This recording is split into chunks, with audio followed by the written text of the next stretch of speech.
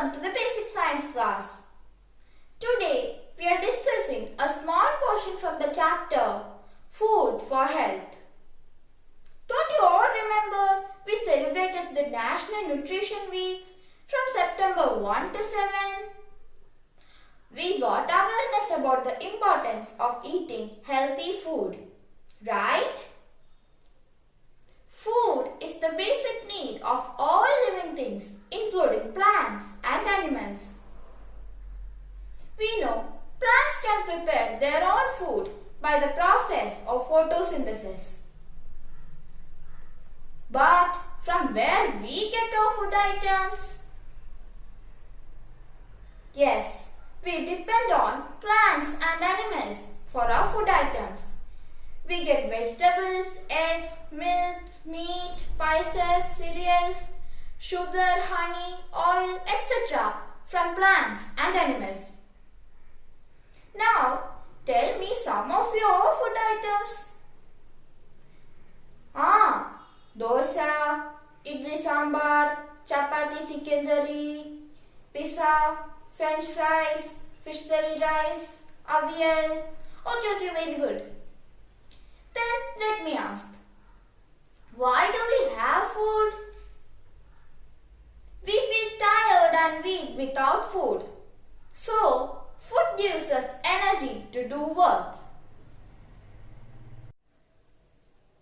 Food is needed for a proper growth and proper functioning of all the organs in our body.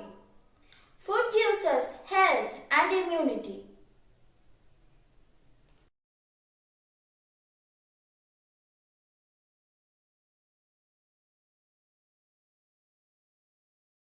Friends, have you ever thought why we eat different types of food and not just our favorite food all the time? Yes, we get different types of nutrients from different types of food. So, let us discuss about the various nutrients present in our food. Think about our school midday meal. The main items are rice and green gram. Why it is so? Yes, it is because they contain two major nutrients. Rice contains carbohydrates and green gram contain protein. They are the major sources of energy. In southern part of India, rice is staple and in northern part, wheat is staple. In Kerala, we eat rice, tapioca and yam along with fish, meat, etc. So, we get carbohydrates from rice, tapioca and yam, proteins from fish and meat. In addition to carbohydrates and proteins, we need another nutrient called fat in moderate quantities. So, carbohydrates, proteins and fats are the macronutrients. Macro means large. So, major portion of our daily diet includes these three nutrients. We need some other nutrients like vitamins and minerals in small quantities. They are called micronutrients. Micro means small. Another important one is the non-nutrient factor, which includes water and dietary fibers or roughage. So, we should follow a diet containing macronutrients, micronutrients and non-nutrient factors in adequate amount for the proper growth and functioning of our body. That is called a balanced diet. Now, let us check the details of macronutrients. First one is carbohydrates. We need carbohydrates in large quantities in our daily diet. The major source of energy we need to do our physiological activities is from carbohydrates. Carbohydrates is made up of carbon, hydrogen and oxygen. Carbohydrates exist in different forms like starch, sugar, glucose, and cellulose. Cereals and tubers are rich in carbohydrates. Let us do an experiment to detect the presence of carbohydrates in various food items. This experiment is based on the fact that when we add iodine to starch, it reacts with starch and a deep blue color is formed. For this experiment, I am taking two different food items. One is rice gruel and another one is milk. At home, we can take betadine ointment instead of iodine solution because betadine ointment contains iodine as its main ingredient. Now, let us add a small quantity of betadine to rice gruel.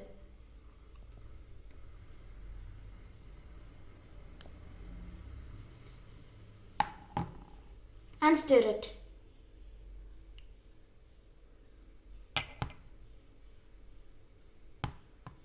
A deep blue color is formed, which means rice gruel contains carbohydrates. Repeat the experiment with milk.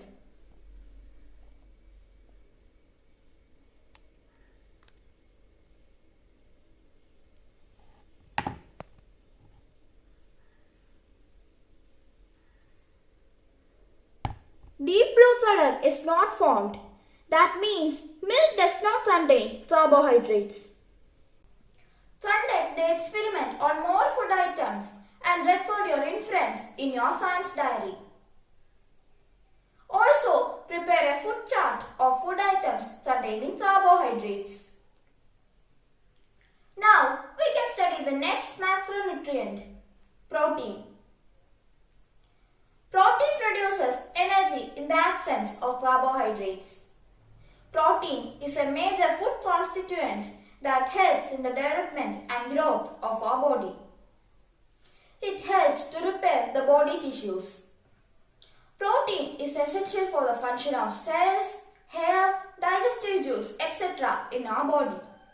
Protein contains carbon, hydrogen, oxygen, nitrogen, and sulfur. Have you noticed some advertisements saying like, if you drink this, your muscles will build up? Why it is so? Yes, they contain protein as the main ingredient. People doing gym workouts drink protein-based drinks, eat egg whites, etc. to build up their muscles. So, protein is essential to build up body muscles. With respect to our body weight, we need 1 gram of protein per kilogram. Groundnut, beans, pulses, fish, eggs, milk products, etc. are rich in protein. Try to find out how many grams of protein do you need a day and prepare a chart of food items from which we get plenty of proteins. Have you seen some pictures of children from certain geographical areas that have a limited food resource? They have a delayed growth, a protruded belly, and a weak body. It is a deficiency disease. Protein deficiency causes a disease called kwashiorkor. Now, I will explain an experiment to detect the presence of protein in food items. For this experiment, the materials required are copper sulfate, sodium hydroxide, water, dropper, beaker, egg white and a test tube. First, take 1 gram of copper sulfate and dissolve it in 99 grams of water to get 1% copper sulfate solution. Then, take 1 gram of sodium hydroxide and dissolve it in 99 grams of water to get 1% sodium hydroxide solution. Procedure: add water to egg whites and stir it well. Take it up to a quarter of the test tube. Add 8 to 10 drops of 1% concentrated sodium hydroxide to it. Stir it. Then of 1% concentrated 4% phase solution to it. The appearance of violet color indicates the presence of protein. Next macronutrient is fat. Fat is one of the food constituents required by our body. It also provides energy to the body like carbohydrates. But fat is required in comparatively small quantities.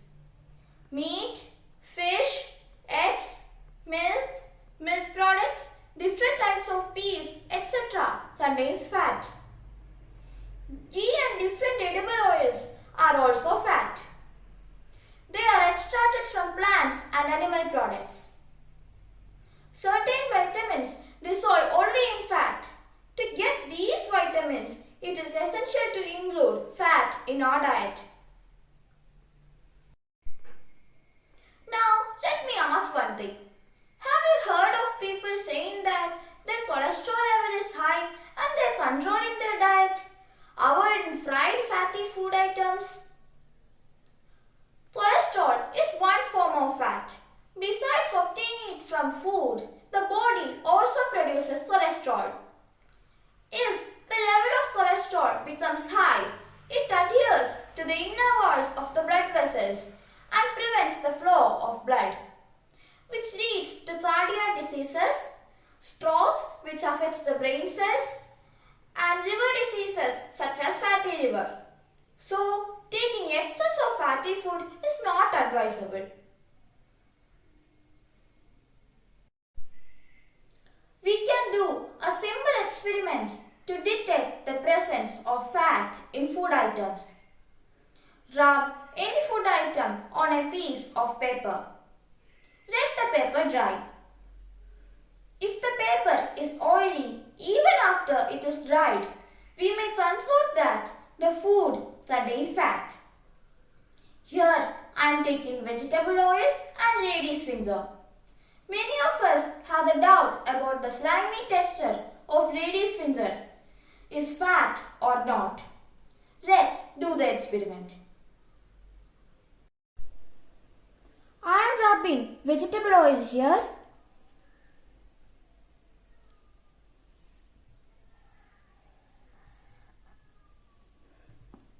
And lady's finger here.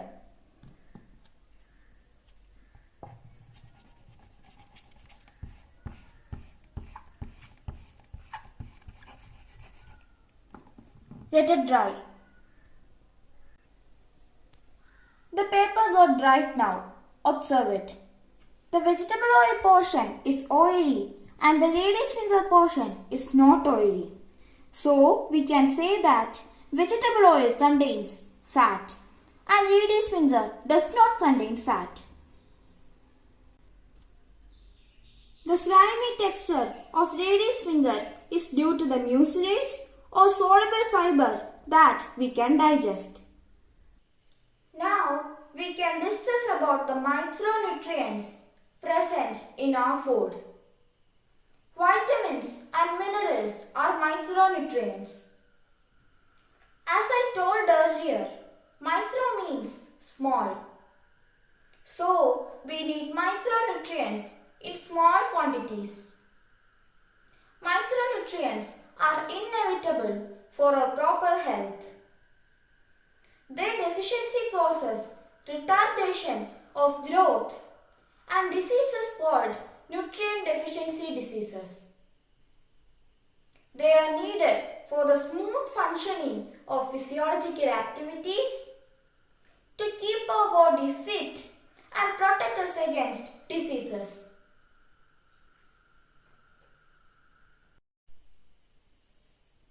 Various fruits, vegetables, milk, eggs, etc. are the storehouses of vitamins and minerals. According to World Health Organization, we should take 5 portions of micronutrients every day. 1 portion equals 80 grams. So, 5 portions equals 400 grams. The Indian Medical Research Council recommends 290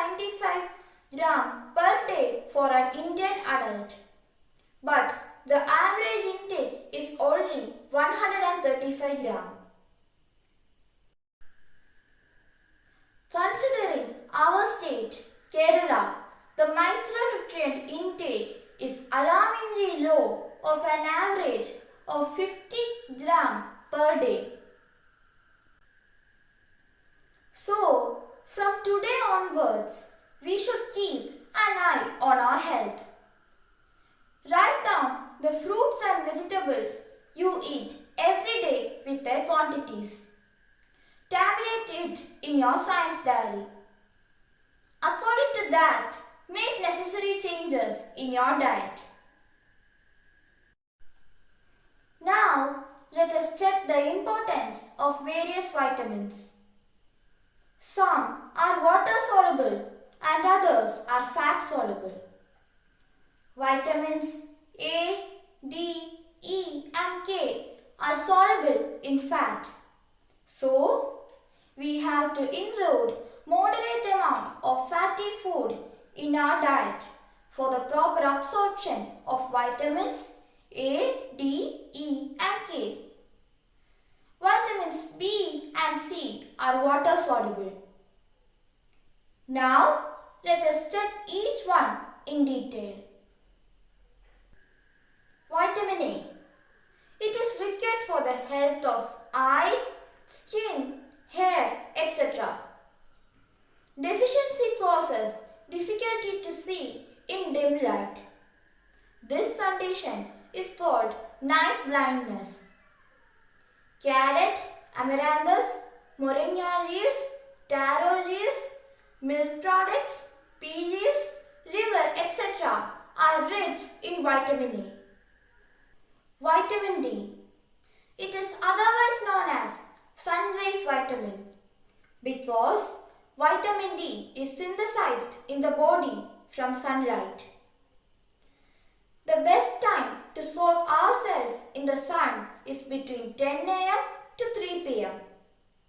Infants are exposed to mild sunlight for a short time to get vitamin D.